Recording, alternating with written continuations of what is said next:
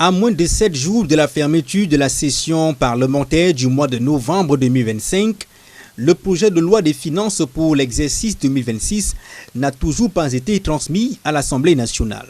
Ce qui n'a jamais permis que nous, parlementaires, que nous puissions examiner de façon crédible et profonde cette loi. Ce qui a été régulièrement transmis à la population n'est que l'esprit du gouvernement, c'est-à-dire que n'est que la vision du gouvernement. Pourtant, l'article 57 de la loi du 11 juillet 2018 portant un régime financier de l'État prévoit en effet que le projet de loi des finances doit être déposé au Parlement 15 jours avant l'ouverture de la session. Cette loi de finances qui devrait en principe, d'après la loi, nous être soumise au niveau de l'Assemblée nationale depuis le 18 octobre. Cette loi également, nous devions la recevoir avec une quinzaine d'annexes. Et ces annexes-là doivent être à moyenne de 1000 pages, y compris la loi de finances elle-même. Par cette attitude, le gouvernement, avec la majorité parlementaire RDPC,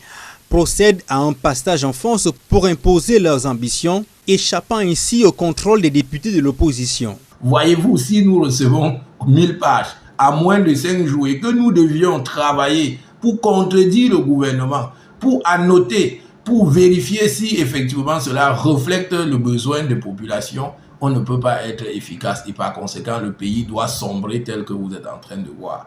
Ça m'inquiète parce que l'avenir 2026 risquera d'être plus compliqué que 2025. En plus du vote et de l'adoption de la loi des finances, une étape institutionnelle également n'a toujours pas été tenue. Le Premier ministre doit présenter le bilan de l'action gouvernementale pour l'année qui s'achève, exposer le programme économique, social et culturel pour l'année 2026.